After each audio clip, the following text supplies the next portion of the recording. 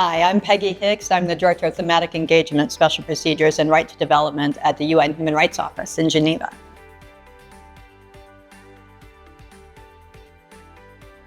Our office is working on a concept called human rights economy that looks at how we make sure that our economy delivers for people rather than people looking at how they deliver for the economy.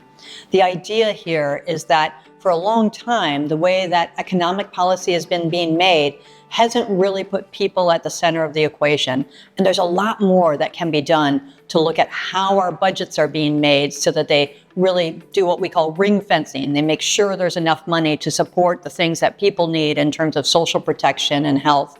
And we can find space within budgets to do these things if we approach it in the right way. These are actually legal obligations to economics and social rights, but the way economic policy is often being made hasn't really brought that in.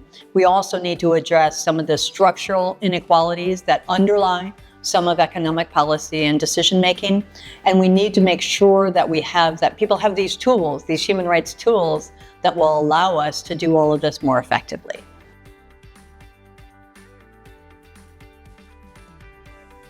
When we look at the international financial architecture, I think it's fair to say that human rights isn't really seen as a central part of what's being talked about. What we want to see is that when finance ministers get together to talk about the issues that they face, they are thinking in a framing that looks at what are the impacts of the decisions they're taking on people and on their rights.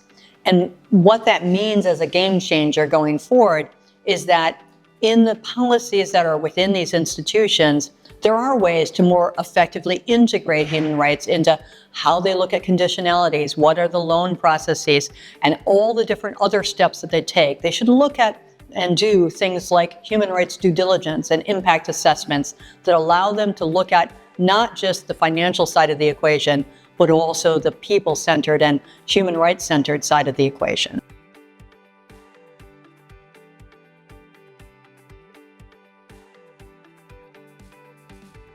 The issue of debt is absolutely crucial. It is the case that as debt burdens increase, what we see happening is that countries are not going to be able to meet that debt. They already can't. And what happens is that the impact on people, of course, is extreme.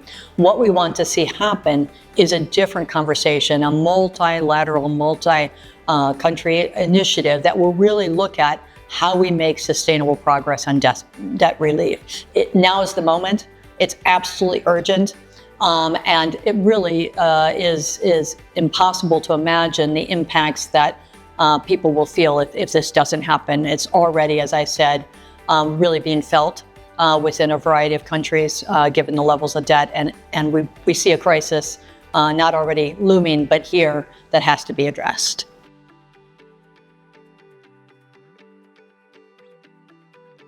Yeah, there's so much that can be done on the taxation front that would really make a difference. Obviously, what we're looking for is an approach to taxation that really, again, recognizes and looks at the obligations and responsibilities of everybody to pull their fair share. So we're not asking for people to do more than what they should. We're asking for equity in a way that makes it so that those who really do owe start paying. And that means putting in place structures where, corporations are going to pay a certain amount in all countries, in all contexts. We'd like to see a minimal level of corporate taxation so that there isn't a race to the bottom, everybody trying to tax companies the least, which ends up making nobody have to pay what they really ought to. And we need much more transparency and accountability around what's currently happening. So a lot more information needs to be available about the current situation. And once we know more, we really need to take action based on what we learn to make sure that there is more fairness and equity in the way tax policy works. Ultimately, we want tax policy that's progressive rather than regressive, and that really moves forward and helps us achieve the 2030 agenda rather than stands in the way, which is where we currently are. We've seen a lot of action here in Geneva looking at how the human rights agenda is put forward and how it will serve the 2030 agenda. And there's a very vibrant conversation here about what needs to be done on that front. And part of what our office has done is expanded, for example, the number of macroeconomists that we work with. And what we found is there's a huge appetite, both with governments, where we're helping them with budget analysis and looking at how they can better deliver on the things that we're talking about within a human rights economy, but also within UN country teams, where they want to be able to bring this into their programming and approaches across the work that they do. So the resolutions that we have actually said, not only is this important, but we need to put more resources behind it. And we're very thankful that that approach is being taken. One of the things we really want to bring into this is that this is really a crucial moment. We're in this post-COVID environment where there's a real understanding that these are issues that need to be taken up and addressed. And we're very fortunate this year to have the Summit of the Future coming. And what we'd like to see happen is that these issues around how are we integrating human rights into economic policy and development policy are part of it, because we're 100% convinced that if we do that, we'll be able to deliver better. Human rights aren't burdens or hoops you have to jump through. They're tools that can be used to deliver more sustainable development and help us meet the 2030 agenda. And it's something that we can all help with. We should really all work together, and that means everybody in New York and in Geneva, all the economists coming together with the social scientists, coming together with the human rights advocates and civil society, and of course our partners in the private sector, working together to help governments and all of us achieve what we need to in the 2030 agenda.